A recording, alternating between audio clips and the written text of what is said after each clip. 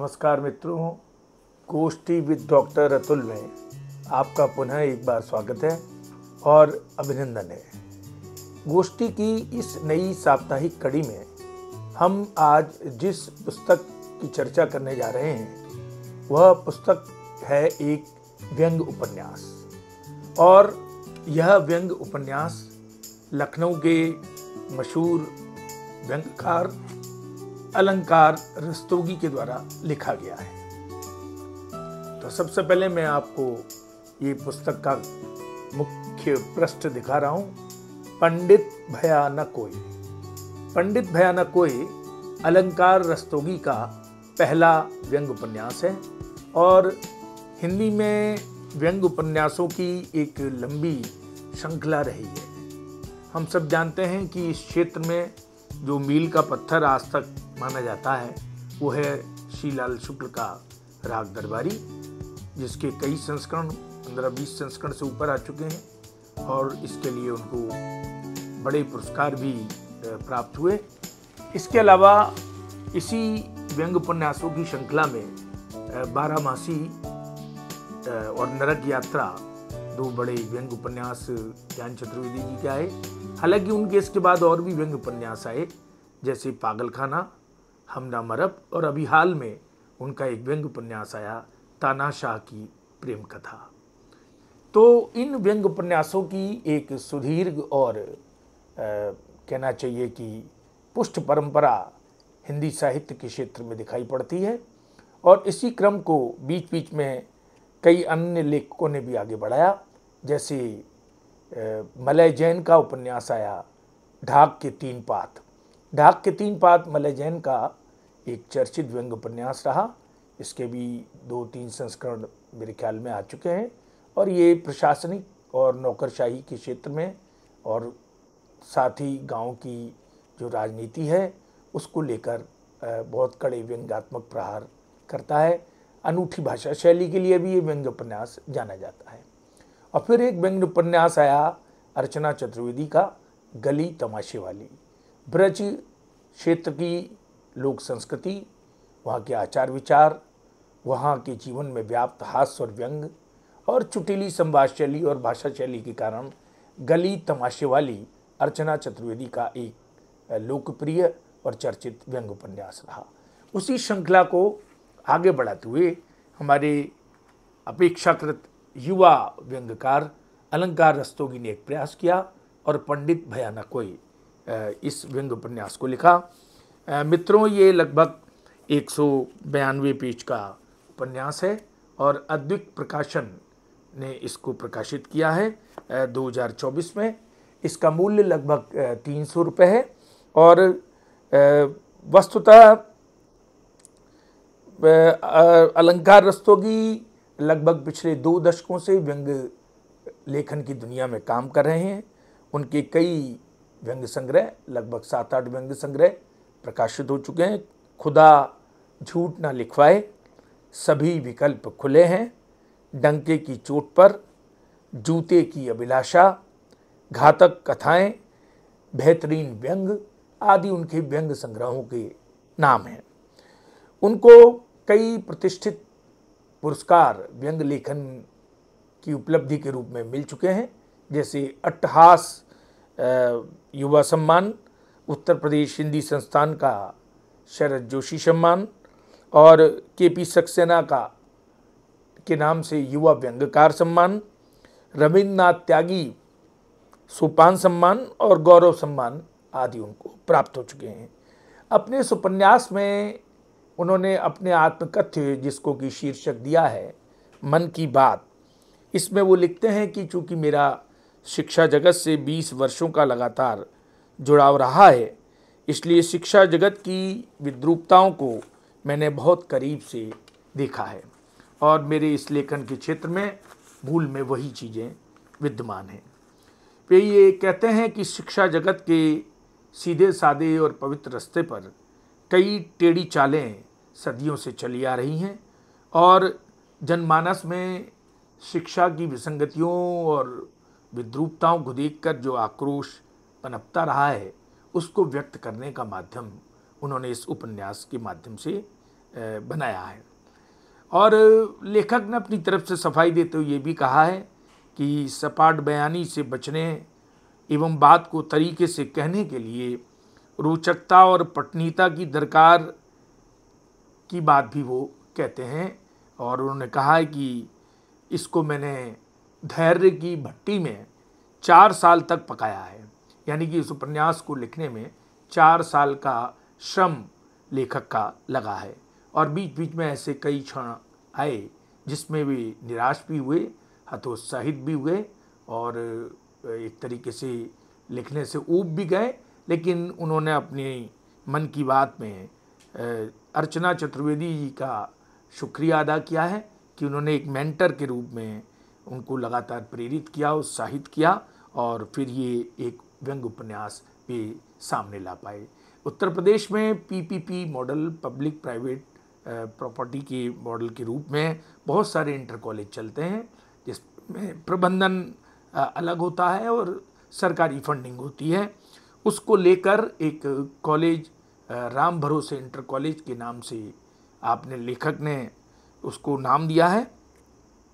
और अलंकार रस्तोगी उसकी दास्तान अलग अलग अध्यायों में करते चलते हैं। एक जगह लिखते हैं कि सरकारी इमारतें भी गरीब इंसान की तरह सीधे बचपन से बुढ़ापे में कदम रखती हैं। और शिक्षा आयोग जो वहाँ का कार्यालय है उसकी चर्चा करते हुए वे कहते हैं कि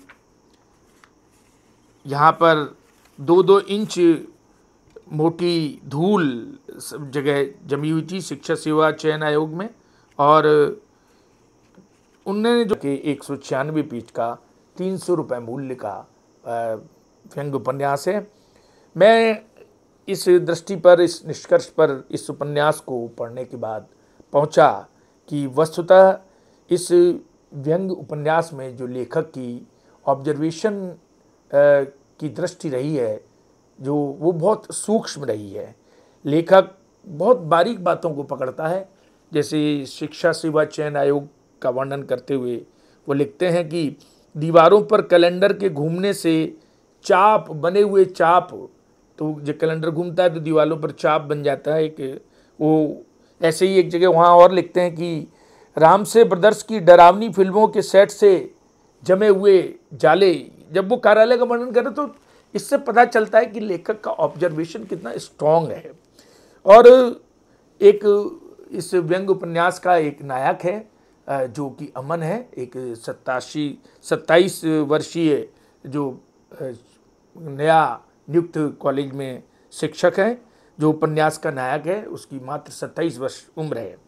तो वो कॉलेज में उसका अपनी नियुक्ति पत्र लेने के लिए शिक्षा सेवा चयन आयोग में जाता है और वहाँ पर किस तरीके से एक उसको दिक्कतों का सामना करना पड़ता है और कैसे वहाँ पर वहाँ के बाबू जो हैं, वहाँ के जो क्लर्क हैं, उनसे वो मुश्किलों का सामना करता है और किस तरीके से सुनील बाबू के बारे में पूछता है।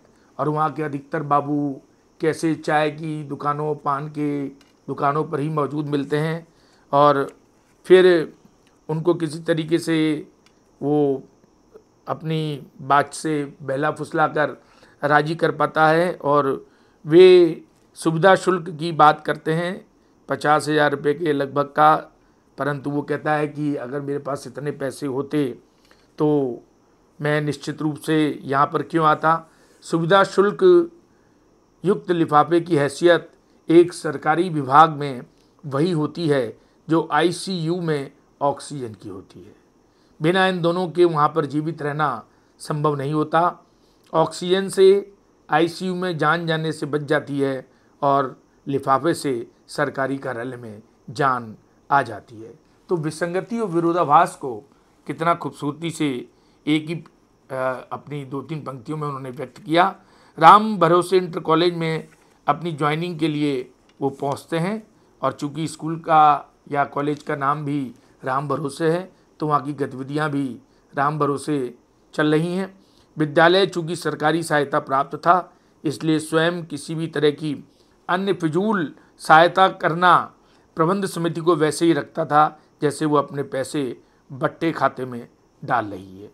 एक जगह लिखते हैं कि यदि उसका कालक्रम निकाला जाता, जो कॉलेज में पुताई हुई है, तो पिछली पुताई लगभग 30 साल पहले की हुई पाई जाती थी। कई लोग जिस रंग की पुताई में ज्वाइन किए थे उसी रंग की पुताई में रिटायर भी हो चुके थे। तो कहने का तात्पर्य है कि अलंकार की दृष्टि का चौकन्नापन आपको हर जगह लुभाता है और शिक्षक होने के सारे गुण पहले से, एक जगह वो लिखते हैं कि वो बाई डिफ़ॉल्ट अपलोडेड थे अमन में। अमन इस उपन्यास का नायक है जो कि आदर्शवाद और अच्छे गुणों सद्गुणों से भरपूर है। उसमें अन्य शिक्षकों जैसे कुटेव, जैसे क्लास में देर से पहुंचना, छात्रों की पिटाई करना, समझावन लाल डंडे का प्रिंसिपल साहब के रूम में होना, किस तरीके से शिक्षकों का पान खा के आना और प्राइवेट ट्यूशन के ऊपर अपना बहुत सारा महत्व देना और कॉलेज में ढंग से शिक्षण ना कराना, ये सारी जो गुण थे शिक्षकों में और उनकी आपस की एक दूसरे की टांग खिंचाई, लैग पुलिंग, ये सारी चीज़ें अमन में नहीं थी। अमन एक अच्छा और आदर्श विचारों को लेकर आया हुआ शिक्षक है और बड़ी मुश्किल से उसको कॉलेज में ज्वाइनिंग मिलती है और वहाँ के जो बाबू हैं पांडे जी, वो उसमें अपनी भतीजी का भावी रिश्ता टटोलने लगते हैं और अमन जो है किसी तरीके से वहाँ ज्वाइन कर पाता है। धीरे धीरे वो अपने कार्यकलापों से, अपने अच्छे शिक्षण से, अपने व्यवहार से, अपनी फिटनेस, आगमन शैली, नफासत से एक जगह कॉलेज में बनाने में कामयाब होता है। और किस तरह से वहाँ की प्रबंधन कमेटी, जो प्रिंसिपल साहब हैं चतुर्वेदी जी, उनको हटाने के लिए षड्यंत्र रचती है और रामस्वरूप की सहायता से एक बार उनको हटा भी देती है और फिर वो वापस काबिज हो जाते हैं क्योंकि कुछ शिक्षक संगठनों और जो वहाँ के शिक्षक हैं उन्होंने उनका सहयोग किया और कैसे वहाँ के बच्चे टीचर्स के नाम रख रखे हैं। फिर एक प्रपोजल आता है कि कॉलेज में लड़कियाँ भी पढ़ाई जाएंगी और फिर तो जैसे मान लीजिए कि एक रेगिस्तान में बहार सी आ जाती है और सब बच्चे और सारे शिक्षक जो हैं वो काफ़ी चहक उठते हैं। और इसी तरीके से अमन का एक छात्र फैन हो जाता है और यहाँ पर समलैंगिक की समस्या को भी थोड़ा सा सरसरी तौर पर उठाने की कोशिश की गई है। लड़के कैसे पहुँचते हैं, किस तरीके से आपस में बात करते हैं और परीक्षाओं में किस तरह नकल होती है और किस तरह से बोर्ड की पहली ड्यूटी होती है, ये सारे प्रसंग इसमें लिए गए हैं। बीच में एक थोड़ा लव ट्रायंगल भी मसाले के तौर पर डाला गया है और वो ये है कि वहाँ पर अंजलि के साथ उनकी कुछ प्रेम की पींगें बढ़ती हैं अमन की, फिर बाद में वो ब्रेकअप हो जाता है, लड़कियों के कई प्रस्ताव आते हैं। तो उपन्यास में सारे मसालों को बहुत ध्यान में रखा गया है, प्रेम के प्रसंग और कई बातें और शिक्षा जगत की राजनीति। इस तरह मिश्रा जी जो कला के टीचर हैं उनको कहा गया है कि इंसाइक्लोपीडिया का वो देशी संस्करण है। चूरन चटनी वाले एक गुप्ता जी हैं जो शिलाजीत और दूसरी चीज़ों की बड़ी वकालत करते हैं। भूला पान वाला है, गर्लफ्रेंड अंजलि है। राम भरोसे के प्रबंधक महेश श्रीवास्तव जी और रामस्वरूप शिक्षक नेता की सांठगांठ है। दिनेश लाल चपरासी और उसकी जो पत्नी सभासद बन गई है, उसके बाद दिनेश लाल ने सारा काम करना छोड़ दिया है और किस तरीके से वो नेतागिरी अपरोक्ष रूप से करता है और कई जन्म मृत्यु प्रमाण पत्र में पैसे कमाता है। कॉलेज में प्रिंसिपल को हटाने के दांवपेच क्या हैं, कॉन्वेंट स्कूल खोलने के प्रयास और ये कई चीज़ें, छात्र छात्राओं के बीच में आकर्षण, छात्रों के द्वारा वहाँ के बाथरूम में लिखे गए अश्लील कमेंट्स, तो ये सारी बातों को सजोने की, पिरोने की, समेटने की कोशिश की है और इस तरीके से एक पठनीय और रोचक उपन्यास ये बन गया है। और सबसे बड़ी बात जो अलंकार की यह अवश्य है कि व्यंग की एक धारा लगातार प्रवाहित होती रहती, प्रथम पृष्ठ से लेकर अंतिम पृष्ठ तक बिल्कुल पठनीय और रोचक उपन्यास है और अपने को वो अंत तक पढ़वा ले जाते हैं और यही मैं मानता हूँ इस व्यंग उपन्यास की उपलब्धि है। जहाँ तक उपमानों की बात है तो उपमानों की तो झड़ी उन्होंने लगा दी है, लेकिन कुछ अधिकतर उपमान फिल्मी दुनिया से लिए गए हैं या आईसीयू वाला उपमान बार बार कई जगह प्रयोग हो गया है। तो ये जो उपमान दिए गए हैं ये थोड़ा सा कहीं ऊब या बोरिंग भी लगते हैं। हालांकि भाषा बहुत चुटीली है, व्यंग्यपूर्ण है और चीज़ों को बड़ा बारीकी से नोट किया गया है। दूसरी बात जो मेरे को इस व्यंग्य उपन्यास को पढ़ते में लगी वो ये कि कथा तत्व इसमें थोड़ा कमज़ोर मेरे को लगा, और यथार्थ को चित्रित जब करने जाते हैं तो बहुत सी जगह कुछ प्रसंग ऐसे थे जिनमें लेखक को संयम बरतना चाहिए था। जैसे शिलाजीत वाला प्रसंग, जैसे वहाँ पर बाथरूम में लिखे हुए नोट्स का प्रसंग जो बच्चे लिख देते हैं कमेंट गंदे गंदे, वहाँ पर लेखक को कुछ थोड़ा अपनी लेखकी जिम्मेदारी का प्रयोग करना था। यथार्थ के वर्णन के चक्कर में कुछ गालियों का भी हूबहू प्रयोग, कुछ भाषा का भी अश्लील इस तरह प्रयोग हो गया है जो कि ठीक नहीं लगता है। तो मैं सोचता हूँ कि यहाँ अलंकार से हमें अपेक्षा थी कि वे एक अच्छी और समर्थ दृष्टि का परिचय देंगे, लेकिन वो नहीं कर पाए। और कुल मिलाकर वहाँ पर उनकी कलम मेरे को कुछ डगमगाती हुई लगती है। उपन्यास का नायक अमन कोई बड़ा परिवर्तन तो नहीं ला पाता। 15 अगस्त पे राष्ट्रीय गान ठीक कराने के प्रसंग में वो लगभग फेल हो जाता है। उसकी कुछ मानवीय दुर्बलताएं हैं, ये अच्छी बात है, लेकिन मैं ये मानता हूँ शीर्षकों का जो अलग अलग अध्यायों के शीर्षक हैं वे भी काफ़ी रोचक हैं, लेकिन वे अभिधात्मक हैं, उनमें कोई व्यंजना या कोई ऐसा छुपा हुआ संदेश नहीं दिखाई पड़ता।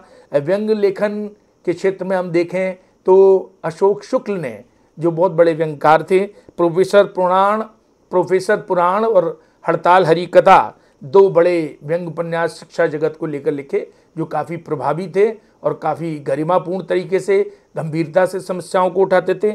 ऐसे अरविंद तिवारी जी का हेड ऑफिस के गिरगिट एक बड़ा मशहूर व्यंग्य उपन्यास था जो शिक्षा जगत की विसंगतियों को बड़ी बारीकी से देखता था। ऐसा कोई बारीक और कोई उच्चतर जीवन मूल्य इस व्यंग्य उपन्यास में स्थापित नहीं हो पाया है। और हालांकि चटपटा मसाला सब मौजूद है, लेकिन मैं सोचता हूँ व्यंग्य उपन्यास या किसी उपन्यास का अंत किसी बड़ी जीवन दृष्टि के साथ होना चाहिए। वहाँ इस उपन्यास जो पंडित भयानक कोय है उसका संदेश देने में ये थोड़ी सी कमी या चूक अलंकार से हो गई है, लेकिन फिर भी एक सार्थक व्यंग्य उपन्यास, एक अच्छा व्यंग्य उपन्यास मैं कहूँगा जिसको एक बार आप जरूर पढ़ें। आम पाठकों के लिए ये एक अच्छा व्यंग्य उपन्यास है और काफ़ी रोचक भी है।